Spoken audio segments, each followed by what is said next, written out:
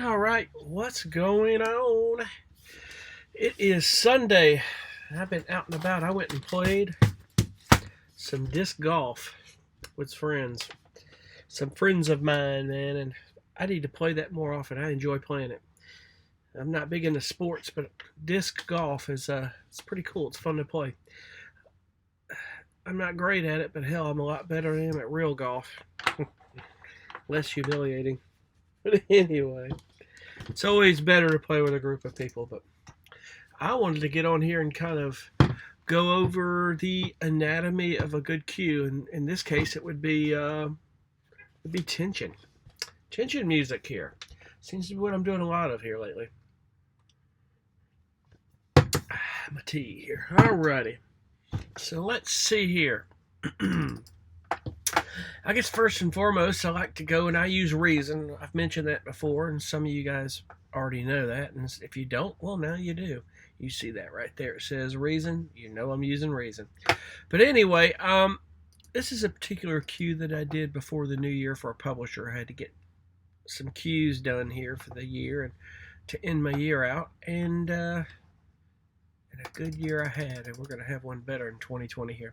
So, some of the tools that I use, I want to walk through here in a second, but I'm going to play this cue here real quick, and then we're going to kind of walk through it a little bit. But you can see like minimal tension stuff. It's not a lot of tracks, and I think the biggest problem I had was overdoing that. Now, this may seem as not a lot of tracks.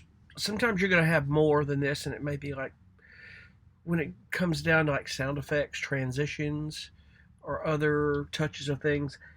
I don't think there's a rule 100% on how many tracks you should or shouldn't have on this. I've seen people do some amazing stuff with less tracks than this, so I don't know how, but they have. So anyway, I'm going to play this real quick. Let's see.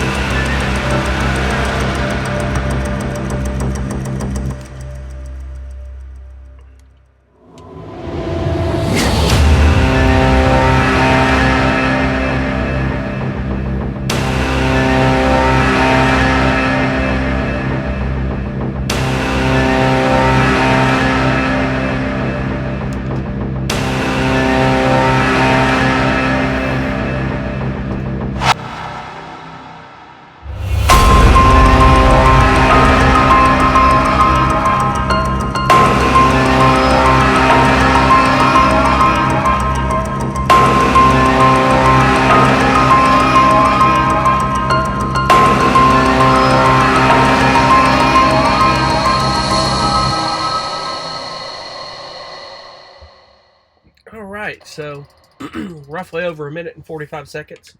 A lot of these cues average a minute and a half, 2 minutes. That's a lot of mine are somewhere in between, you know. But if you notice here by listening to this cue, you'll notice that I have something new coming in every 4 to 8 bars. In this case, it seems to be like every 4 bars.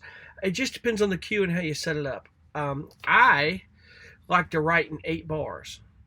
It's kind of weird. We're all different. I chop 8 bars, and when I've got 8 good bars, it gets me there quicker. That way, I can sequence out my all of my tracks that I do and fill in the gaps with transitions, which are very important, and kind of looking back at it, I think my publisher liked this the way it was, but I probably could have put a few more effects elements right in probably the center here where my mouse is rolling around here, but that's okay. I have had, regardless of the fact, something different coming in, and the reason being is you need options. These are options. Give your editors options. And the cool thing is the more options in a particular track that your editor has, is the more chances that thing can get used.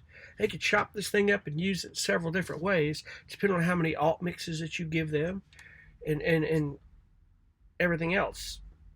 And give you several placements out of this. It just gives them options. Editors love that stuff. Moving forward here. So with this cue, I like to go through some of the tools that I use here. And obviously I master my stuff with Ozone. Love Ozone. I've got 8. I've got to get an upgrade to 9. There's some amazing stuff in 9. So if you don't use Isotopes Ozone, Isotopes Ozone, check it out.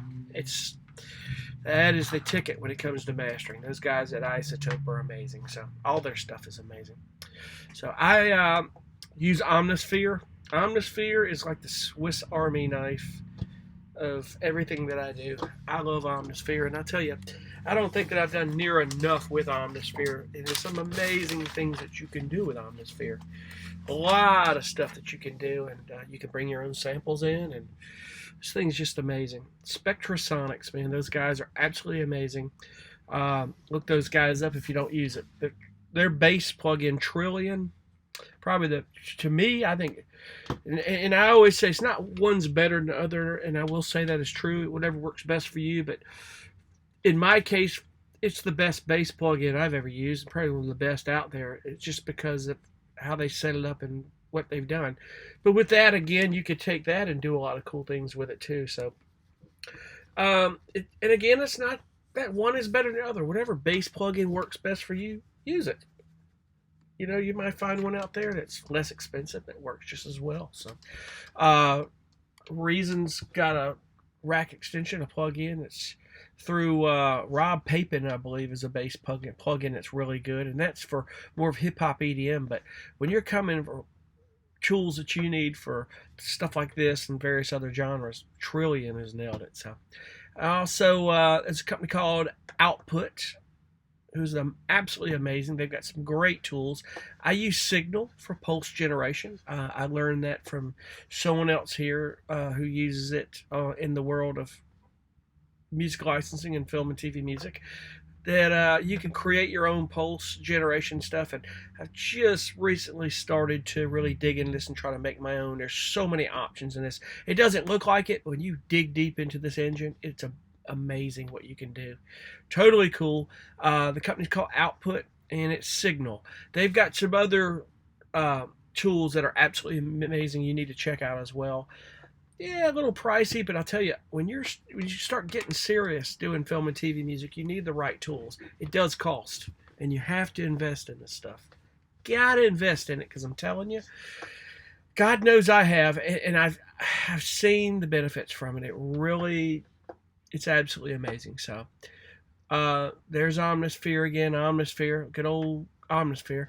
Another thing I use, and I use a lot of, I'll download like from Splice.com.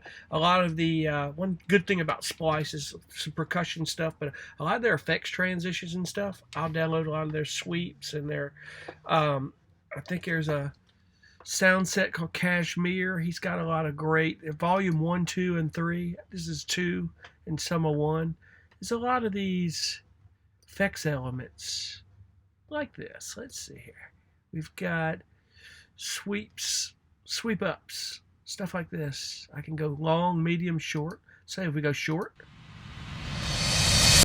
get stuff like that. And they're dry. What you want to do is I add a reverb tail to a lot of these things, and I'll show you that in a second here. But another tool I use is called Rise and Hits. It's Native Instruments plug-in, and a lot of this stuff's really cool. Wrong one. That's Rise and Hits. Oh yeah, let's hit that. And a lot of cool stuff there, man. You can chop it up and go at any point. Use just the first part, or you can use the whole thing. And there's just a million different things in there that you can use. Rise and Hits is good. There's Omnisphere again. What have I done here? Another set of tools I use just lately. Dan Brown Jr., man. He's an amazing composer. He has a library called Crime Sonics. He also has he does the Sample Hero samples, and he did an amazing job sampling out a lot of these samples for crime dramas and a bunch of other stuff. And he has an Omnisphere extension too, which I got, and I love that as well. Let's see here. This is one of his clock. His clock. A lot of each key has sounds in it. It's about 80 or 100 sounds, but the clock is around here somewhere. Let's just solo the clock. The clock is around here somewhere. It's really cool. But I mean, this guy ordered clocks, like Swiss clocks and very expensive clocks, and did a good job at sampling this stuff. Not easy to do, really isn't. You can hear it. And there's at different rates and stuff. Pretty cool. He had his cellos, which is cool. He's got his 88 cello effects. I still need to get solo strings. It'll open up the palette more, because I've got Albion 1. I use that sometimes with strings. I've got Petropolis Arc 1 and 2. But I'm going to go to Spitfire and get the solo strings. It's pricey, but I'm telling you, the solo strings, which you hear most of in a lot of these tension stuff, it's like solo cellos and violins and stuff like that. So if I were to solo this, you've got a lot of that stuff is key, man. And it's just elements that create that vibe and that edgy feeling. A lot of pianos. Again, I use like Keyscape from Spectrasonics or Omnisphere. And you've got Epic Voices. What did I use here? That would have been in Rise and Hits. Another Rise and Hits, Epic Voices patch. I use some choirs, but I don't have a lot of those. There is a sound set I want to get of choirs. I think it's from Sound Iron. It's very expensive. I definitely want to get that. I'm always looking to expand my tools. God knows I have enough of them, but you look over in my contact, and I mean, I've got Shredded, Spitfires, Albion 1. I got Spitfires, Earth. I haven't even scratched the surface, even touched that synth yet. Rise and Hits, Spitfires, strings. What is that? A different string set. A lot of this stuff that you see here, I've got. So some of the stuff I haven't even scratched the surface on, but they're there if I need them, that kind of thing. But you give it time. But the scary part is just never enough. Sometimes we always need more. But that's some of the core of what I use and a lot of the stuff, and I love it. So that's some of the tools that I use. Now, moving forward with the structure of this cue. A lot of times what you want to do is start with, say, a drone or some sort of a pad, and then work into your versed ARP or a pulse synth. And you may find yourself using 3 or 4 different ARPs and pulse synths. There's nothing wrong with doing that. If you really want to open this up and do it right, I mean, you can really change out your pulse and your ARPs and do different things, transitioning one into the other. You don't want to layer too terribly much together because it gets very distracting, especially on this last part that builds up. You get too much going on and it just ruins the whole thing. You want to be able to have a good climax to the ending, but you also want to have a good break where it builds back up to it. So here's the beginning part that I started with, which was a pulse synth and a drone. Sometimes I'll take both. I may take 2 drones and a pulse synth. These drones are kind of mixed together, so I'll show you here. You got kind of a pulsing drone there. So if I were to just solo this bottom drone, Gives you that really cool horror movie kind of feeling. And let's just solo this. It's just like a bowed type cello or bass drone or some sort. Just traveling in the background. And then when these are going, transitioned into that pole synth that's in there with it. So when you bring them together, then it goes into that arc. That's right here. Some form of an arc. 4 bars in. As it comes in, here comes the clock.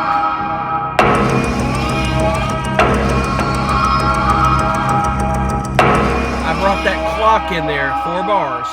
Now there's some effects coming in here from Dan Brown Jr. I showed you some of his effects. Let's see what that is. There you go.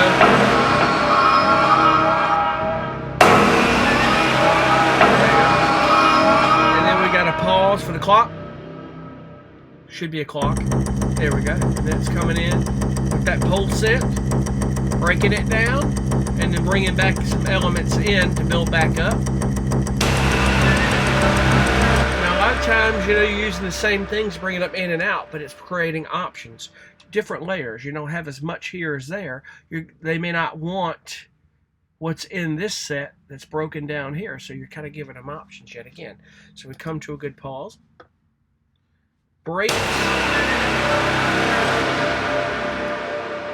in these cues are very important because it gives them a way in and out of the cue, that kind of thing. So you want to do that. Little in and out of there. So here's the break, about 4 bars, comes into a... There you go.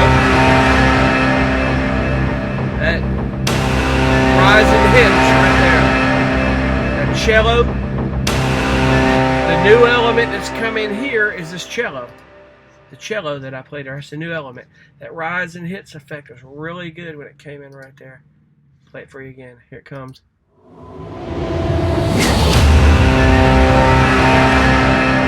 Lets them know something's coming.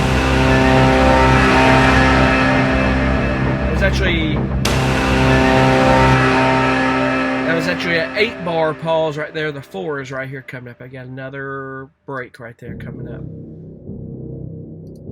Right here. Break. Impact. And those impacts are good when you come into a good, huge finale here. And then the piano pretty much took it out here on this deal. So when that impact comes in.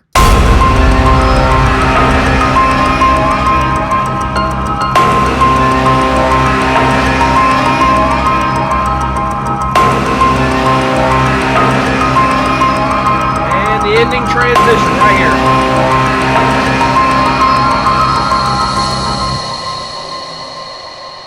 And sometimes you could maybe bring that ending transition a little bit higher. In fact, I may have done that and just didn't save it on this fact. But whatever I did seemed to work for the publisher. But it's that simple, 1 and 45 seconds.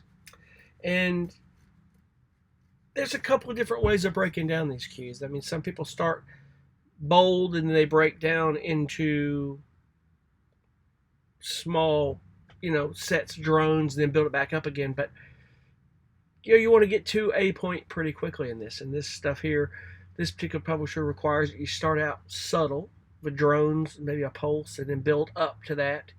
And breaks are very important. So it's just one of those things that you got to kind of go with what your publisher wants. But overall, stuff like this type of structure works fine. As I said earlier, when I look back on it, I probably could have added right along in here maybe a few other effects transitions or something. But other than that, that's somewhat of anatomy of a cue. Now, it's not 100% exact because sometimes things change. No 2 cues are alike. Sometimes I change things up, do things differently. I have other cues where I'm doing things different. But it, again, depends on what element you're using, what instrument you're using altogether. So I've done cues that were way less subtle than this and just kind of playable textures and effects throughout that kind of built upon like with just one note going through the whole thing, and you're just building different blocks of effects and transitions and different things throughout it. It doesn't really have a melody to it. It's just as options um, within a cue that builds it builds that tension and that fear and what you're doing or whatever emotion that you're trying to work for. So anyway, I hope that helps, and we'll be back with more in another video. Be cool.